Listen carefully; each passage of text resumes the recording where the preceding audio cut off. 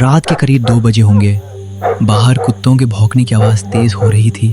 राहुल और विशाल अपनी एक कमरे वाले किराए के फ्लैट में लेटे हुए थे जब अचानक दरवाजे पर धीमी दस्तक हुई। राहुल चौंक गया।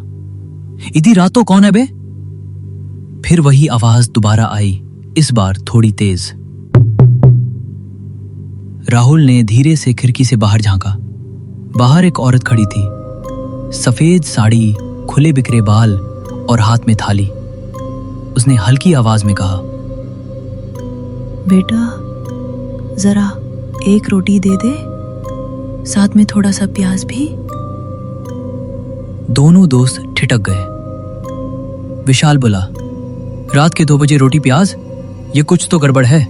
राहुल डरते हुए बोला, बंद कर दरवाजा, मत खोल, मत जा। अगली सुबह मोहल्ले में हड़कंप मच गया। पास वाले मकान में रहने वाले शर्मा जी की लाश उनके कमरे में मिली। चेहरे पर खौफ जमा हुआ था, जैसे किसी को देखकर मर गए हों। लोगों ने बताया, रात को कोई औरत आई थी, शर्मा जी ने उसे रोटी प्याज दिया था। राहुल और विशाल कांप गए।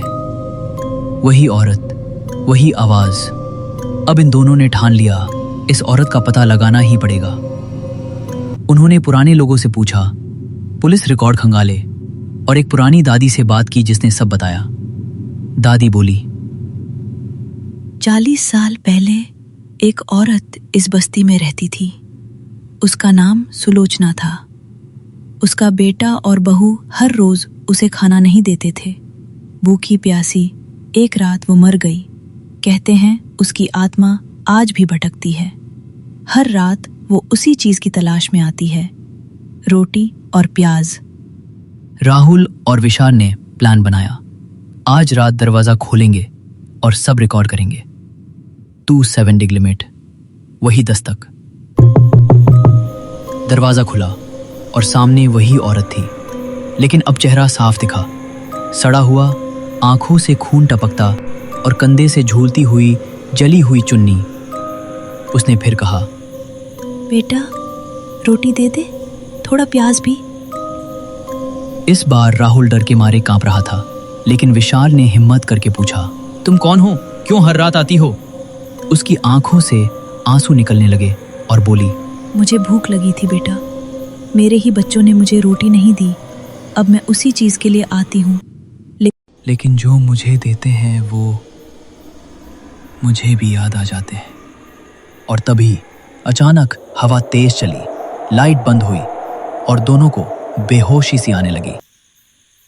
लेकिन तभी बाहर से एक 6-7 साल का बच्चा आया। नाम था आरव। वो इस बस्ती में नया नया आया था। उसने चिल्लाकर कहा, दादी चलो, अब बहुत हो गया, चलो घर चलो। चुड़ैल पलटी। उसके चेहरे पर एकदम सुकून सा आ गया।